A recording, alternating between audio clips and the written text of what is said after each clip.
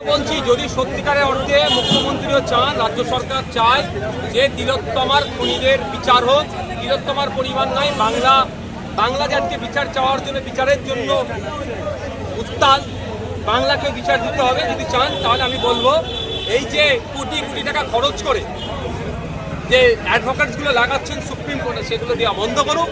বরঞ্চ তিলোত্তমার মায়ের জন্য, তিলোত্তমার পরিবারের জন্য, তিলোত্তমার পিতার জন্য, তিলোত্তমার এত লাখ লক্ষ ভাইদের জন্য ওই অ্যাডভোকেটগুলোকে, যে স্বনামধন্য অ্যাডভোকেট বিকাশ রঞ্জন স্যার বিনামূল্যে লড়াই করছে, তার অ্যাসোসিয়েট হিসাবে বা তাদের সাথে মার্চ করে একসাথে লাগানো দেওয়ার ব্যবস্থা করুন। ছাত্র আন্দোলনের নামে অভিভাবকদের আন্দোলনের ফলে কলকাতা পুলিশের একজন এসআই এর চোখ নষ্ট হয়ে গিয়েছে। এ বিষয়ে আপনি কাকে দোষারোপ করবেন? দেখুন, কোনো মতেই কোনো হিংসাকে আমি প্রশ্রয় দিইনি আর আগামীতেও দেবো না।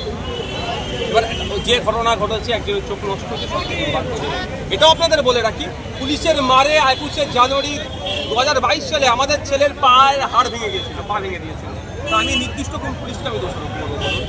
আমি সমস্ত পুলিশকে দোষারোপ করতে পারি না। আরজিকর কাণ্ডের পূর্বে বিভিন্ন ঘটনা ঘটেছিল, আদৌ বিচার এখনো পায়নি।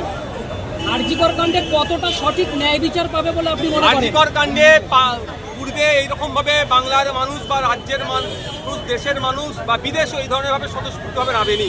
এই স্বতঃস্ফূর্ততা যদি থাকে, বিচার দ্রুত পাবে এবং রাজ্য সরকার যদি সিবিআইকে সহযোগিতা করে দ্রুত বিচার করবে। রাজ্যের পুলিশ মন্ত্রী এবং মুখ্যমন্ত্রী তিনি এক প্রকারে জুনিয়র ডাক্তারদেরকে হুঁশিয়ারি দিয়েছে, কি বলবেন? দেখুন, আমি আদর কথাই বলবো, যদি ওনার সৎ সাহস থেকে কোনো একজন জুনিয়র ডাক্তারের নামে ফাইল করে দেখান। ভাইজান বলছেন আরজিকরের বিচার চাইতে গেলে দিল্লি যেতে হবে, পশ্চিমবাংলা বিচার আন্দোলন করা যাবে। দেখুন, উনি অনেক কথা বলবেন, ইতিপূর্বে নকুল শর্মানি অনেক বাজে মন্তব্য এই ধরনের করেছিল। কোথায় বিচার চাইবার জন্য আন্দোলন করতে হবে, মুখ্যমন্ত্রী আমাদের ডাইরেকশন দেবে না, ওনার প্রয়োজন নেই। আমরা যথেষ্ট আইন সম্পর্কে বুঝি, কোথায় চিৎকার করতে হবে না করতে হবে আমরা বুঝে নেব। মুখ্যমন্ত্রী যদি সদিচ্ছা থাকে ওনাদের বলুন যে কামদুনির ঘটনা কি হলো, সেটা দিল্লির হাতে এখন নাই, সিবিআইয়ের হাতে নাই।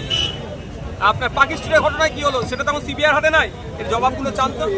ভাইজান, বাংলার জনগণ বিচার চাইছে মমতা বন্দ্যোপাধ্যায়ের কাছে, তিনিও রাস্তায় বিচার চাইছে, তাহলে জনগণ কার কাছে বিচার চাইছে? একটা কথা বলবো, চোর মাচায় চোর একটা মতো সিনেমা আছে না, ওখানে এরকম এই যে বলছেন অনেকটা বিস্তারিত দিয়ে। ভাইজান, আবু সিদ্দিক আনিস খান মারা গেল, এই নিয়ে কিন্তু আমাদের রাজ্য সরকার এবং রাজ্যের যে বিরোধী নেতারা আছে, টিএমসি সরকার, তাদের নেতৃত্বরা এবং তার নেতারা এখনো আমাদের মুখ খুললো না।